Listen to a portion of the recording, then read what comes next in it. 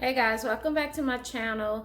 I wanted to talk to you today about 5 things that I wish I would have known just going into school. I think that they get you prepared for the curriculum and stuff like that, but getting you prepared for some other facets of school life, I wasn't prepared for. So I just wanted to put a few little tips out there and a few little thoughts out there for you all as well. So first thing, I do have notes here, so I'm going to be looking down, but you need to have a budget for like your class gifts and prizes and a lot of incentives and things that you're trying to put into place. To be honest with you, in year 2 of teaching, I end up spending over $1,200, and my teacher paid teacher card. Also, on my Amazon Prime, I have things delivered for Christmas gifts and for end of school year gifts. Leap, well, we take the leap test, so leap gifts and leap incentives, back to school things, prizes in my prize box, teacher pay teacher, all kinds of papers and data and like just little send home things for like the breaks and stuff like this. Just a lot of stuff, and I spent over $1,200 easily. So I know other teachers, they probably been doing this, they probably spent way more, but I wasn't prepared to always having to put for money. I'm like, okay, everything's given, but it really wasn't. And I'm like, oh, okay. So I'm gonna get any help with this? And it was like, yeah, you have like a little budget in your like class bank, but in our district it was like $150 for the whole school year. So if I think about that, that's about $12 a month. What am I gonna use that for? About $12 a month. So I'm like, I'm gonna need some more money. So at the end of the day, I spent about $1,200, and of that I was able to be reimbursed approximately about 150 of that. So you will be spending money. Second thing, now I didn't know that we were on such the opposite end and polar end when it comes to parent communication. I just thought all of this stuff was like how I was raised back in the day, was like parent, teacher, then student. It's more like parent, student, and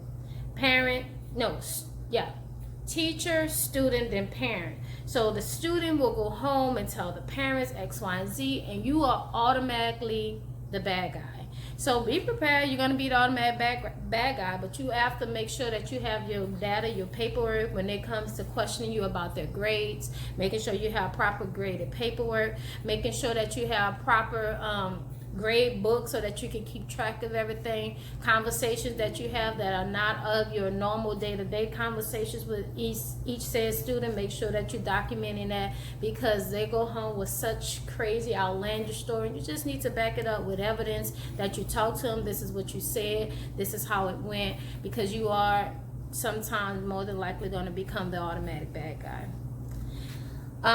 Number 3, your kids are actually interested in being kind of like your bestie. They're interested in your private life. They want to know if you're married. They want to know if you have kids, what grade your kids in, what they ate last night. Did you cook last night? They really want to get to know you. And guess what? That's the best part about it, because I like to talk to my kids, and I like to tell them about what my 4-year-old did last night, some crazy stuff she done said, and they just be like, oh, really? That is so cool. They be so fascinated with that information, and they just really want to have that sense of we all part of family, we all friends here. Even though I'm your teacher, we all friends. We can be open and honest, and I've had the most honest conversations with my kids because I'm honest with them about my life as well. And I don't go into any grown-up details and stuff like that, like anything dealing with me and my husband or stuff like that. But like if I made something really good for them, I'm like, guys, man, oh, I made some chicken last night in the air fryer. It was so good. It was poppy. I need to tell y'all parents to get an air fryer, because it was rolling. It was good. And it only takes 12 minutes. They probably can show you how to do it on your own. So y'all probably tell y'all parents about that. So I do talk to my kids like that, like just little random things. But they do want to be your bestie. So that's number 3. Number 4, you become almost like a local celebrity. Yes, you really do.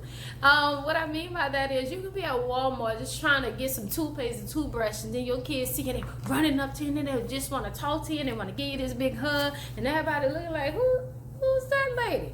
And I'm like, oh, just a teacher. It's okay. Ain't nobody special.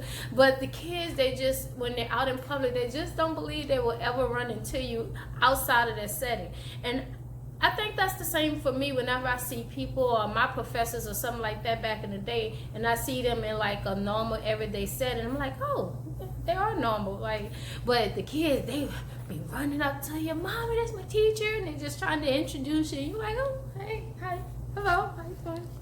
So you do become almost like a instant celebrity. And last but not least, it's they have magical ears. What do I mean by that? They hear everything.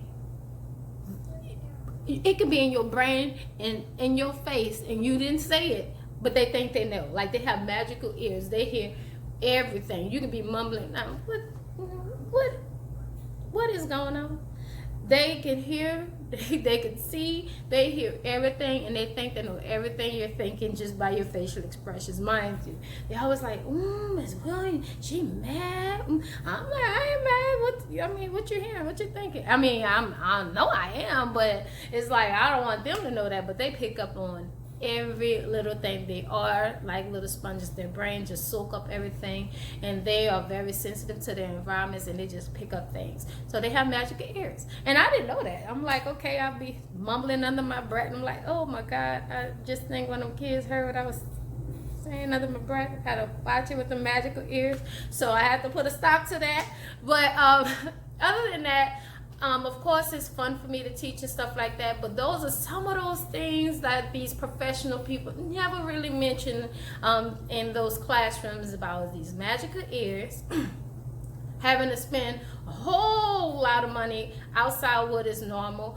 Also, the kids really want to be your bestie, and they really are interested in your life. You become the automatic bad guy with parents when it comes down to questioning you about what their kids came home and said. And my last one, besides the ears, was that you are instant celebrity. So I hope that kind of sums it up. I hope you enjoyed this video, and I'll talk to you guys next time. Bye.